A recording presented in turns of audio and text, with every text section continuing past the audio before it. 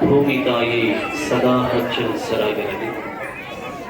ಜಗತ್ತಿನ ಎಲ್ಲ ಜೀವಗಳು ಕ್ಷೇಮ ಸುಖಕರವಾಗಿರಲಿ. ಹಾಗೆ ನೀನು ಕರುಣಿಸುವಂತ ಭಗವತ್ ಸನ್ನಿಧಾನದಲ್ಲಿ ಪ್ರಾರ್ಥನೆಯನ್ನ ಮಾಡಿ ಆರಾಧ್ಯ ದೈವವನ್ನ ಮಾತೋಶ್ರೀ ಸಜ್ಜನಶ್ರೀಯನ್ನ ಹಾನವೆಲ್ಲ ಗುರುಕುಮಾರೇಶ್ವರರನ್ನ ಆಚಾರ್ಯವರ್ಯರನ್ನ ಬಸವಾದಿ ಪ್ರಮಥರನ್ನ ಮಹಾಸಾಧ್ವಿ ಹೇಮರೆಡ್ಡಿ ಮಲ್ಲಮ್ಮನನ್ನ ಮನದಲ್ಲಿ ಸ್ಮರಿಸಿ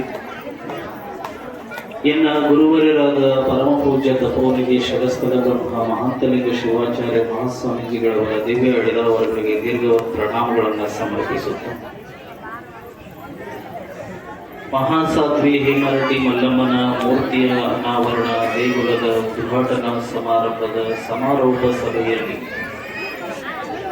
ವೇದಿಕೆಯ ಮೇಲೆ ಆಸೀನರಾಗಿ ತಮ್ಮೆಲ್ಲರಿಗೆ ದರ್ಶನ ಆಶೀರ್ವಾದ ಕಲ್ಪಿಸಿರುವಂತಹ ಪರಮ ಪೂಜ್ಯ ಶ್ರೀ ವೇಮನಾನಂದ ಮಹಾಸ್ವಾಮೀಜಿಗಳವರಿಗೆ ಶರಣುಗಳನ್ನು ಸಮರ್ಪಿಸುತ್ತಾ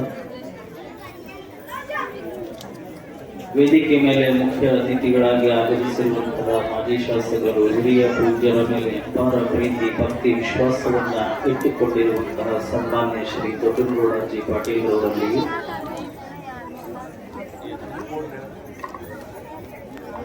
ಸದಾಕಾಲ ಶ್ರೀಮಠದ ಶ್ರೇಯೋಭಿಲಾಷಿಗಳಾಗಿರುವಂತಹ ಭರತಗೌಡ ಪಾಟೀಲ್ ಅವರಲ್ಲಿ ಶಿವನಗೌಡ ಕೃಷ್ಣನವರಲ್ಲಿ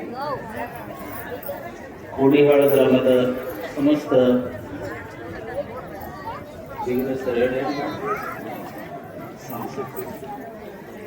ಸಮಸ್ತ ಗುರು ಹಿರಿಯರಲ್ಲಿ ವೇದಿಕೆ ಮೇಲೆ ಪರಸ್ಥಳದಿಂದ ಆಗಮಿಸಿರುವಂತಹ ಎಲ್ಲ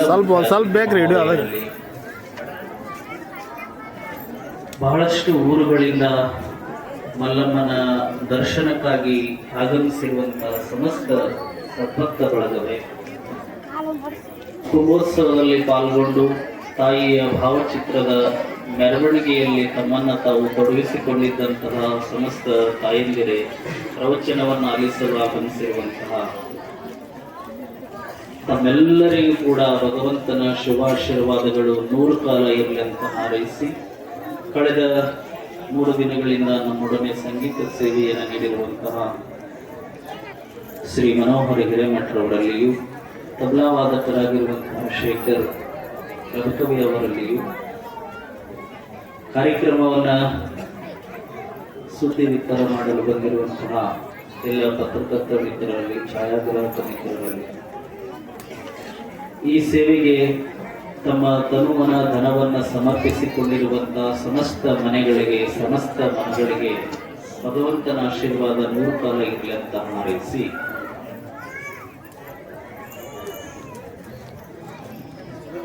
ನಮ್ದೇನು ಇವತ್ತು ಬಾಳಕ್ಕಿಲ್ಲರೋ ನಾಟಕ ದೊಡ್ಡ ಮುಗಿತ ಪರದೆ ಸರಸ್ಬೇಕು ಅಂದ್ರೆ ನಾ ಇಲ್ಲಿಂದ ಎತ್ತು ಹೋಗ್ಬೇಕು. ಮೊದಲ ಮನೆ ದಿವಸ ಹಿಂದ್ ಕುಂತಿದ್ವಿ, ನಿನ್ನೆ ನಡಕ್ ಬಂದಿ, ಇವತ್ತು ತುದಿ ಬಂದೀವ, ಇನ್ನ ಸ್ವಲ್ಪ ಹೊತ್ತಾದ್ರೆ ಮುಗಿದವು. ಯಾಕಂದ್ರೆ ಬಂದಿರುವಂತಹ ಪೂಜ್ಯರು ನಿಮ್ಮೆಲ್ಲ ಸೇವಾ ಕಾರ್ಯವನ್ನು ಮೆಚ್ಚಿ ಆಶೀರ್ವಚನವನ್ನು ನೀಡಲಿದ್ದಾರೆ. ಮಾಜಿ ಶಾಸಕರು ಮಾತನಾಡಲಿದ್ದಾರೆ. ಬಂದಿರುವ ಅತಿಥಿಗಳು ನಿಮ್ಮನ್ನು ಕುರಿತು ಮಾತನಾಡಿ, ಅಂದ್ರೆ ನಿಮ್ಮನ್ನು ಹೊಗಳಲ್ಲ, ಯಾರು ಬೇರೆ ಕುಂದಿರ್ತಾರೆ ಮೈಯೋ ನಾವು ಸುಟ್ಟು ಕುಂದಿರಲಿಲ್ಲ ಅಂದ್ರೂ ಬೇಯ್ತೀನಿ, ಜಲ್ದಿ ಬರಲಿಲ್ಲ ಅಂದ್ರೂ ಬೇಯ್ತೀನಿ, ಎದ್ದು ಹೋದ್ರೂ ಬೇಯ್ತೀನಿ. ಅವರೆಲ್ಲ ನಿಮ್ಮನ್ನು ಹೊಗಳಿಕ್ಕೆ ಬಂದಿದ್ದಾರೆ. ಎಷ್ಟು ಚಲೋ ಮಾಡ್ಯಾರ ಕೂಡ ಕೆಲಸ. ಏನ್ ಕೆಲಸ ಮಾಡಿದ್ರಿ?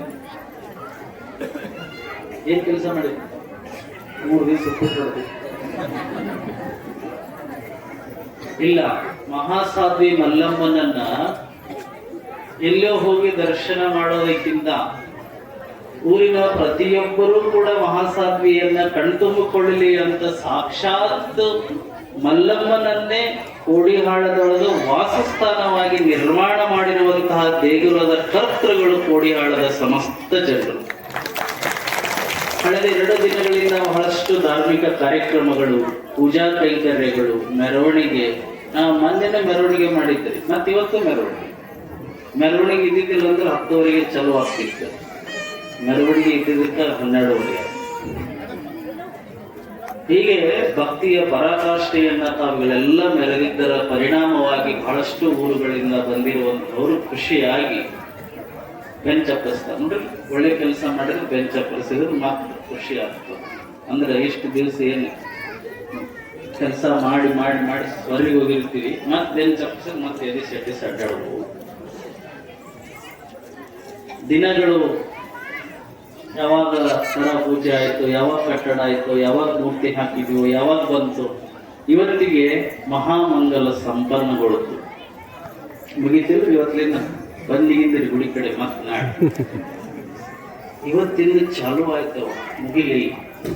ಮದುವೆ ಆದ ತಕ್ಷಣ ಬಹಳ ಖುಷಿ ಪಡ್ತೀರಿ ಎತ್ತವರು, ಮದುವೆ ಆತಿನ ಮುಗೀತಂತೆ. ಮುಗೀತಲ್ಲ ಅದು, ಅವತ್ತಿಂದ ಚಾಲು ಆಯ್ತು. ಬಂದ ನೀನ್ ಹೇಳಿದ್ನಲ್ಲ, ಅವತ್ತಿಂದ ಏನ್ ಮಾಡ್ತಾರೆ, ನಿಮ್ಗ ಕಟ್ ಮಾಡೋದು, ಅವತ್ತಿಂದ ಮತ್ತೆ ಸ್ಟಾರ್ಟ್ ಆಗ್ತದೆ. ಹಂಗೆ ಸ್ಥಾಪನೆ ಆಯ್ತು ಅಂದ್ರೆ ಮುಗಿಲಿಲ್ಲ. ಇನ್ನ ಮೇಲೆ ಪ್ರತಿ ದಿವಸ ನೀವೆಲ್ಲರೂ ಅದೇನು ಸಮಯ ಬರ್ಬೇಕಂತ ಮೊನ್ನೆ ದಿವಸ ಪ್ರಾರಂಭ ಮಾಡಿದ್ನೆಲ್ಲ, ನಮ್ಮ ತಾಲೂಕಿನೊಳಗಡೆ ಮಲ್ಲಮ್ಮನ ದೇವಸ್ಥಾನಗಳು, ಮೂರ್ತಿಯ ಉದ್ಘಾಟನೆಗಳು ಇಷ್ಟು ನಡೆದಿದ್ದಾವೆ. ಮೊನ್ನೆ ನಾವು ಶಿವನೂರ್ತಿಯಲ್ಲಿ ಬರೆದುಗೌಡರು ಅಲ್ಲೆಲ್ಲ ಊರಿನ ಮುಖಂಡರುಗಳು ಬಹಳ ದೊಡ್ಡ ಕಾರ್ಯಕ್ರಮಗಳನ್ನ ಮಾಡಿದ್ರು. ಪೂಜೆರು ಕೂಡ ಆಗಮಿಸಿದ್ರು. ಅಲ್ಲಿ ಪ್ರವಚನ ಇತ್ತು, ನಂದಿದ್ದೀನಿ ಬೇರೆದರದು. ನಂತರ ಈ ಸದ್ಯ ಎಸ್ ಟಿ ಗೋನಾಳ್ ಒಳಗಡೆ ಒಂದು ದೇವಸ್ಥಾನದ ಉದ್ಘಾಟನೆ ಆಯಿತು, ಅಲ್ಲಿ ಕಾರ್ಯಕ್ರಮಗಳು ಭಾಗಿಯಾಗಿತ್ತು. ಹೀಗೆ ನಮ್ಮ ತಾಲೂಕಿನ ಅತ್ಯಂತ ಪೂಜ್ಯರು ಕೂಡ ಅನೇಕ ಸತಿ ನಮ್ಮ ಜೊತೆ ಮಾತಾಡಬೇಕಾದ್ರೆ ಮಲ್ಲಮ್ಮ ಬಹಳಷ್ಟು ನಮ್ಮ ಎಸ್ಪೆಷಲಿ ನಮ್ಮ ಜಿಲ್ಲಾದೊಳಗಡೆ ದೇವಸ್ಥಾನಗಳು ಬಹಳ ಆಗ್ಲಾಗ್ತವೆ. ಅದು ಒಂದು ಪುಣ್ಯಮಯ ಕಾರ್ಯ.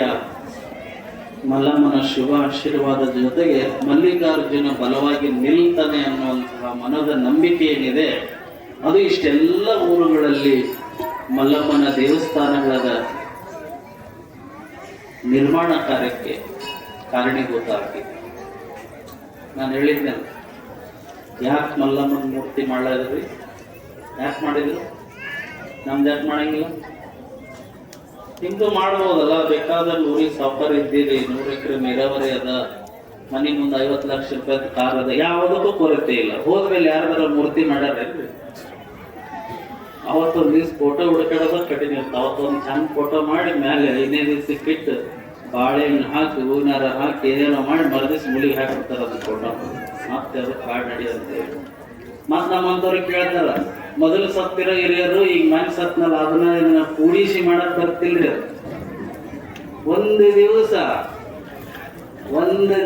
1 ತಾಸು ನಮ್ದು ಆರಾಧನೆ ಮಾಡೋರಿಲ್ಲ. ಯಾರು? ಸ್ವಂತ ಮನೆಯವರು, ಸ್ವಂತ ನಿಮ್ಮ ಮನೆಯವರೇ, ಮಂದಿ ಮನೆ ಅವ್ರು ಹೇಳೋದು ನಾನು. ಅದಕ್ಕೆ ಏನ್ ಮಾಡಿದ್ರು, ಇಂಥವ್ರು ಹಿರಿಯರು ಅಂತಂದು ಹೇಳಿ ಹಿರಿಯರ ಹಬ್ಬ ಅಂತ ಮಾಡಿಟ್ರು. ಕಡೆಗೆ 1 ದಿವಸ ನೆನೆಸ್ರು ಹಿರಿಯರಿಗೆ ಅಂತೇಳಿ. ಆದರೆ ಏನೂ ನಮಗೆ ಸಂಬಂಧ ಇಲ್ಲದೆ ಇರೋರು, ದೂರ ಎಲ್ಲೋ ಹುಟ್ಟಿ ಬೆಳೆದು ಬದುಕನ್ನು ಸಾಗಿಸಿ ಎಷ್ಟೋ ಕಿಲೋಮೀಟರ್ಗಳಷ್ಟು ದೂರ ಇದ್ದರೂ ಕೂಡ ಪ್ರತಿ